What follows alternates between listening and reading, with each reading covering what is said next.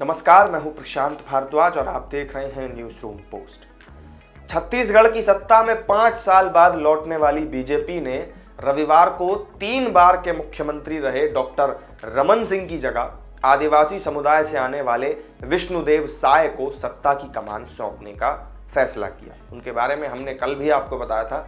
छत्तीसगढ़ के बाद अब सभी की जो नजरें हैं वो मध्य प्रदेश और राजस्थान पर लगी हुई। मध्य प्रदेश में सोमवार यानी कि आज और राजस्थान में मंगलवार को नए सीएम को लेकर विधायक दल की बैठक में फैसला हो जाएगा और हो सकता है कि जब आप ये वीडियो देख रहे हो तब तक मध्य प्रदेश के नए मुख्यमंत्री के नाम का ऐलान हो भी चुका हो।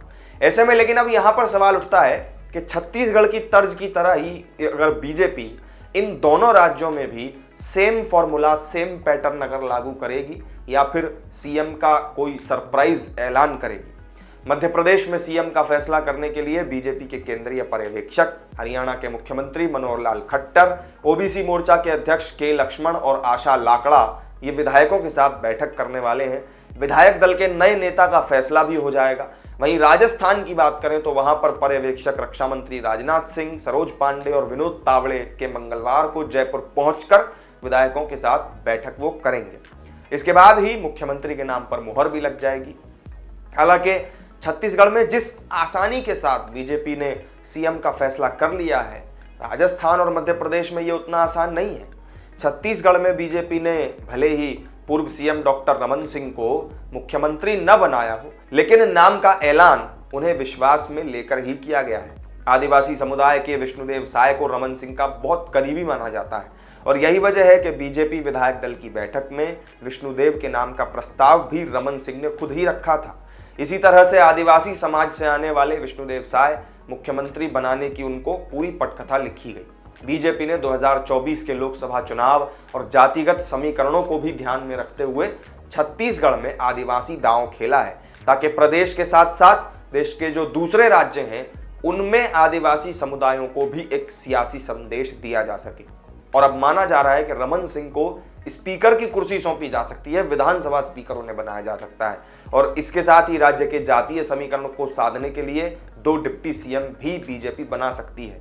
इस तरह से आदिवासी सीएम के साथ साथ ब्राह्मण और ओबीसी वर्ग को साधने के लिए भी 2 डिप्टी सीएम बनाने की खबर है और जिन 2 नामों की चर्चा है उनमें अरुण साव जो कि ओबीसी वर्ग से आते हैं वो शामिल हैं और दूसरा नाम विजय शर्मा का है जो ब्राह्मण वर्ग से आते हैं। इस तरह से आदिवासी, ओबीसी और ब्राह्मण सियासी समीकरण के जरिए सत्ता का बैलेंस बनाने की कवायद हो सकती है। इसके बाद अगर एमपी की बात करें तो वहां मध्य प्रदेश में बीजेपी प्रचंड बहुमत के साथ सत्ता में वापसी के बाद से ही सीएम के चेहरे को लेकर वहां सस्पेंस बना हुआ है, लेकिन परिणाम आने के 8 दिन बाद तक सोमवार को पार्टी सीएम के नाम पर आज मुहर लगा सकती है। भोपाल में विधायक दल की बैठक होने जा रही है जिसमें राज्य के नए मुख्यमंत्री के नाम की घोषणा हो सकती है। लेकिन सवाल उठ रहे हैं कि मध्य प्रदेश में शिवराज ही सीएम बने रहेंगे या फिर पार्टी किसी नए चेहरे को आजमाएगी, क्योंकि इस बार कई दिग्गज नेता चुनाव जीत कर आए हैं। नरेंद्र सिंह तोमर से लेकर प्रहलाद पटेल और कैलाश विजयवर्गीय एक विधायक बने हैं।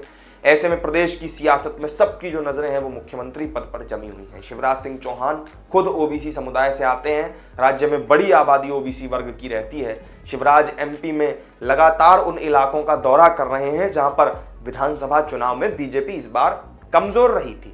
पहले वो कमलनाथ के गढ़ छिंदवाड़ा में गए, वहां का दौरा किया, इसके बाद श्योपुर का दौरा किया, फिर दिग्विजय के गढ़ राघोगढ़ में भी वो सभा कर चुके हैं और 2024 में सभी 29 सीटों पर बीजेपी को जिताने का दम भी मामा लगातार भर रहे हैं। तो ऐसे में देखना है कि बीजेपी एमपी में सत्ता का सिंहासन जो है वो उस पर शिवराज सिंह चौहान को ही बिठाती है या फिर छत्तीसगढ़ की तरह बदलाव की कोई बिसात बिछाई जाएगी।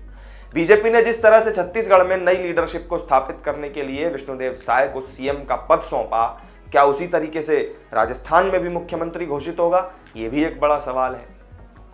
राजस्थान में मुख्यमंत्री का फैसला करने में सबसे ज्यादा मुश्किल बीजेपी के सामने आ रही है क्योंकि 2 बार की सीएम रह चुकी वसुंधरा राजे इस पद की प्रबल दावेदारों में शामिल हैं और लगातार अपनी ताकत दिखा भी रही हैं, शक्ति प्रदर्शन भी कर रही हैं।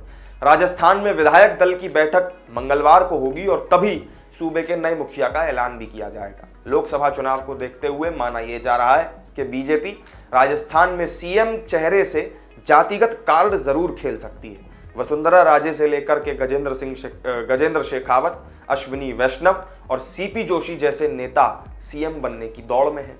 बीजेपी राजस्थान में भी छत्तीसगढ़ वाला फॉर्मूला अगर अपनाती है तो इस बार ब्राह्मण या राजपूत समाज में से कोई नेता सीएम बन सकता है। राजपूत समाज से मुख्यमंत्री की रेस में केंद्रीय मंत्री गजेंद्र सिंह शेखावत और दिया कुमारी प्रमुख हैं, और बीजेपी अगर ब्राह्मण चेहरे पर अपना दांव खेलती है तो फिर उनके पास में सीपी जोशी के तौर पर एक विकल्प मौजूद है। तो आपको क्या लगता है कि कौन हो सकता है बीजेपी के इन तमाम सियासी समीकरणों में फिट? कमेंट करके हमें जरूर बताएं।